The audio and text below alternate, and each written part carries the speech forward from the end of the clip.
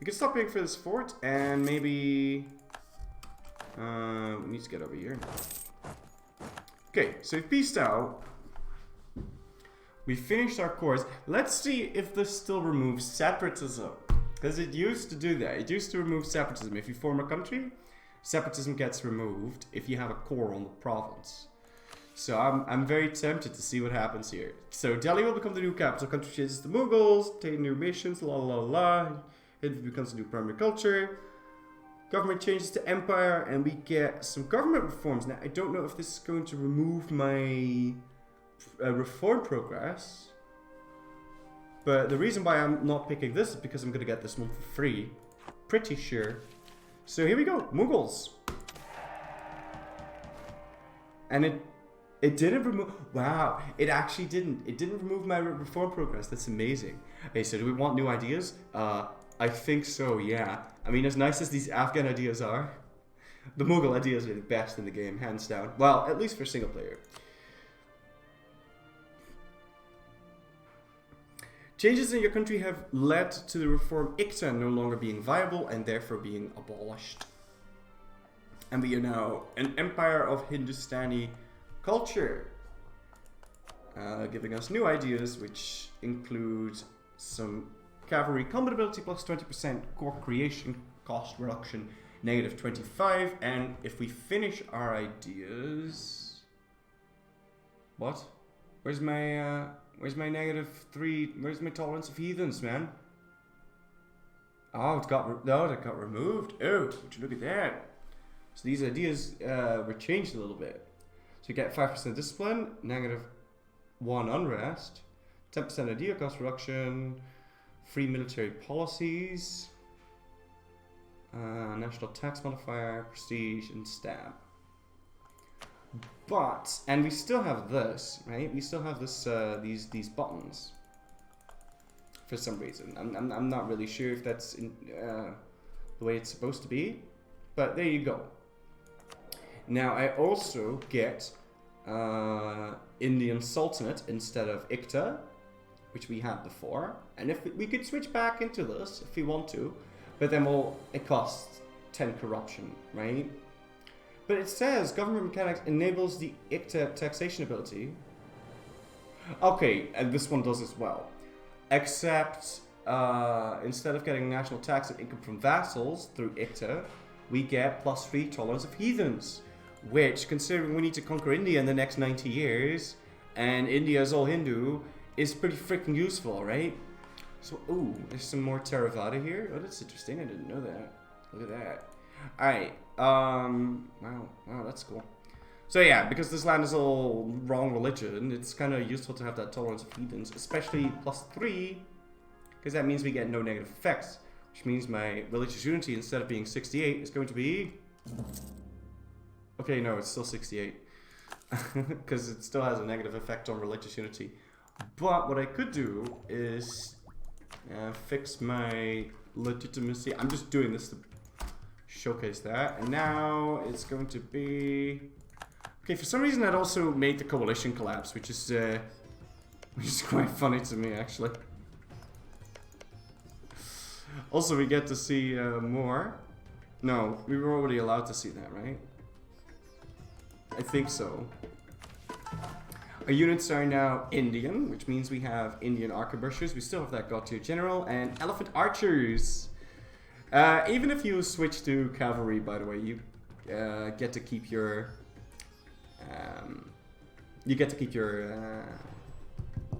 what's it called? Your elephant thing. And let me just, where's my army? Where's my army? Okay, my army's right here. Okay. Watch this shit. Watch this shit. Bam! Motherfucker, look at that. Look at that guy. Look at how cool this is. Oh yeah. He's so big too. Look at him. But what I do get is that you see this guy has fucking 4 and 2, but you still see the elephant. But if I merge these now, you don't see the elephant.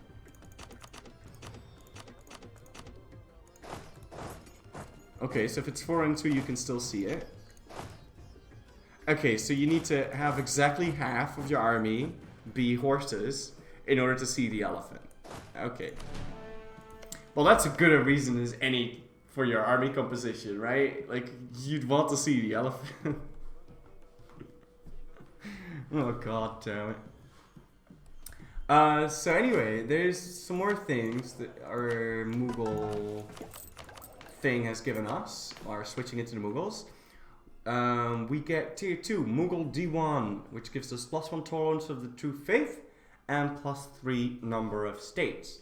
Tolerance of the true faith seems a bit meh, but it also allows, and this is the strongest bit of the Mughals, well, one of the strong points. You also have your ridiculous ideas with the 25% CCR in the fucking traditions. Insanity. What you also get is the ability to assimilate cultures. Now, if you 100% own a culture, it becomes accepted. It just becomes accepted. If you own all Basque provinces, it becomes accepted. So if you own Labourd, Navarra, and Vizcaya, then you suddenly accept Basque. You don't even need to own a core on this, and that is pretty damn crucial. So you don't even need to own a core on this, and you just get you accept Basque. So if I take this, it becomes accepted, but really it kind of becomes primary culture.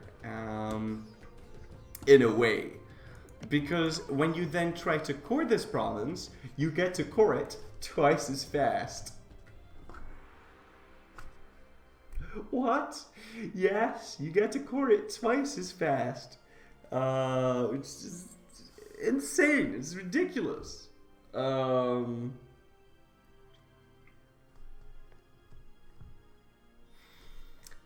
It means that, like, if you full annex France, or grab all of the Frankian provinces, it suddenly becomes accepted, and you core it twice as fast. If you fight France, you only take Gascon, that becomes accepted, you core it twice as fast. So pretty cool shit. It only gets a little bit difficult in like Germany, but you can't like take all of Franconia in one bore because well, you'd need one specific country to own that, or you need to beat out the two separate wars immediately. So that becomes a little bit iffy, but... so that was the Mughal government. Now there's some more unique things in this. Although I don't know if this is unique to the Mughals, but you can do this and get an extra 3 states. Then you could do... Then you need to pick this one. The zapped system. You might be thinking, oh, but what about the others? And if you're playing as a different country, then sure, you can pick whatever, but you have to pick this one. It doesn't...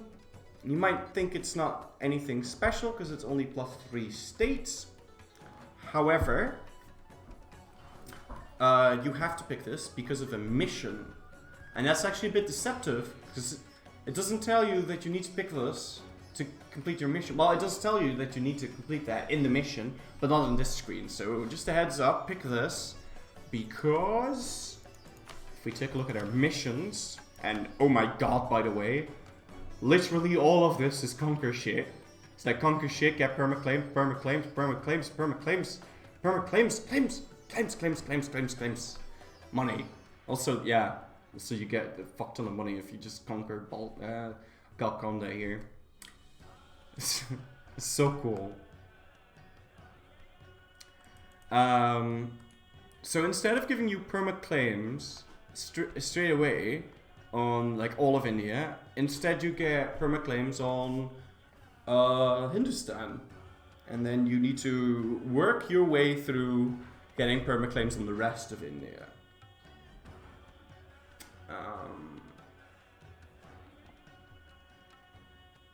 Which, you know, is good, I suppose. But what was I talking about? Right, about the zapped system in the government reforms, why you have to pick this one, is because if you work your way through and you conquer all of India, you control the Dash, you conquer central Deccan, you do this, then you can pick this thing. But you have to enact the Act system for that. See?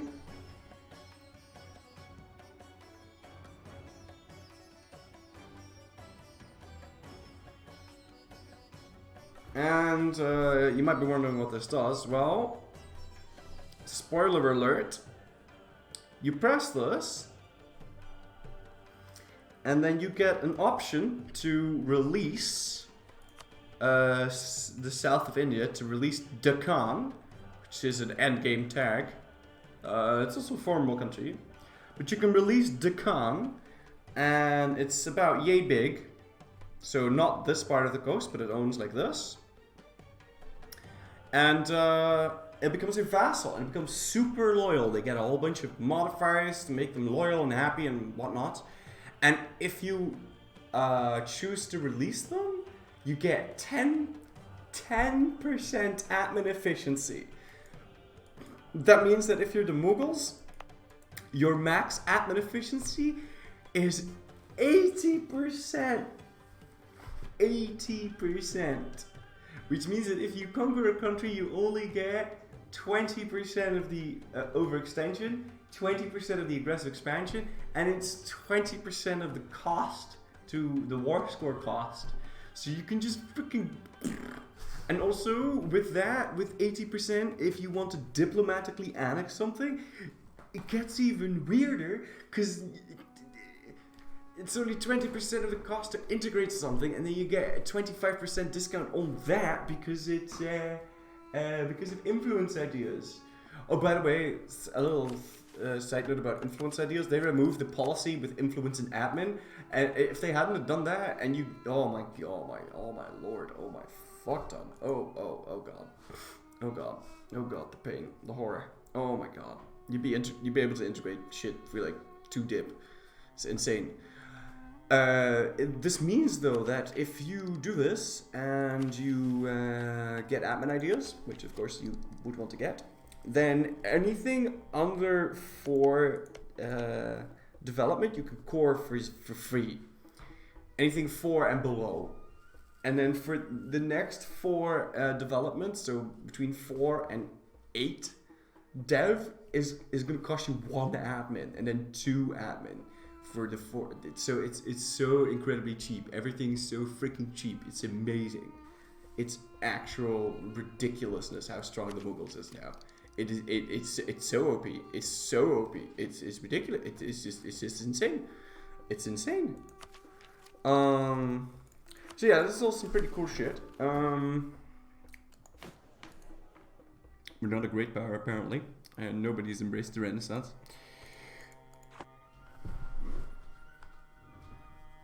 But yeah, it's pretty much that.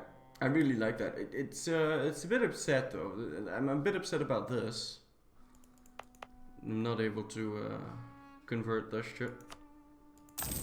Well, I mean I am able to convert this shit, but I don't know how the religion thing is gonna work later. I feel like that might be a problem. Because even if it's not part of your state, it still affects your religious unity, but so you can't fix it. So that means that if you're going for a world conquest, you pretty much always have to pick humanist. There's just no way. You have to pick humanist. There's no way that you can't live without this. You have to pick it. You can use vassals maybe, but still, I mean it's not going to be great because you can't control which provinces your vassals are going to statify. And then you need your vassals to or be really good at converting, or you need to use the include subjects thing to convert in your vassals. So, I don't know about that one. But yeah, there you go guys, that's the Mughals. And, yeah, we get permaclaims in all of Jampur now, all of this. It'd be interesting to see which ones we're supposed to kill first. I don't know yet, because we still have that aggressive expansion issue that we need resolving.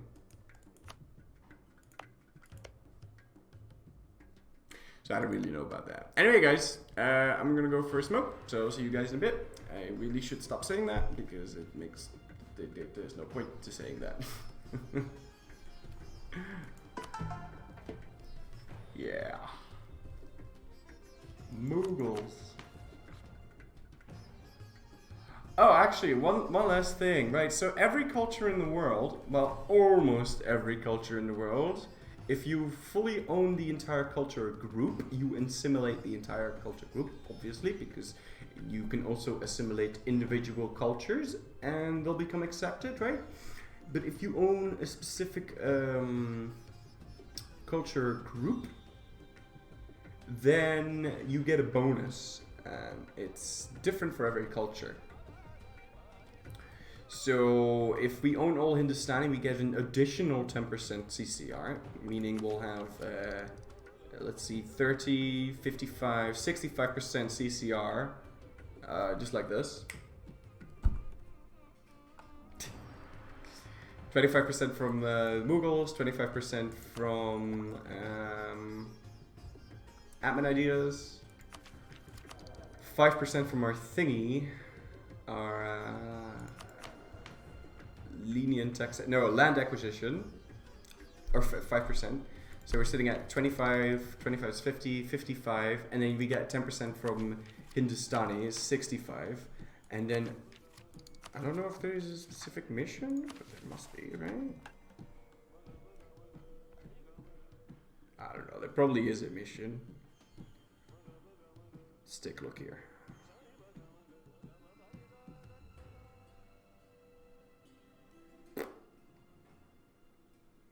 I don't actually know. That would actually be kind of stupid though if you still get that.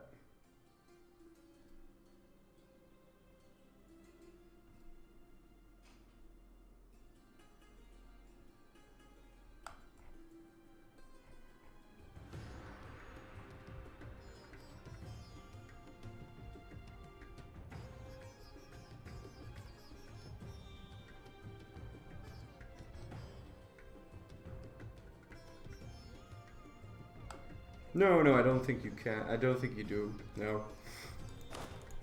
But still, that's pretty broken. Also, look at all of my estates. I have Brahmins, I have Jains, I have Manzadars, and I have merchants. I also have Rajputs, and I have Oluma, and I'm not so sure if that's working as intended, because we can demand points from the... Oh, I thought we were able to demand points from these. That's kind of weird. I think my merchants should disappear now. Or am I mistaken here? I don't know, but we've got a whole bunch of new estates. Boy, that's really kind of weird. Anyway, guys, I'll see you guys in a bit.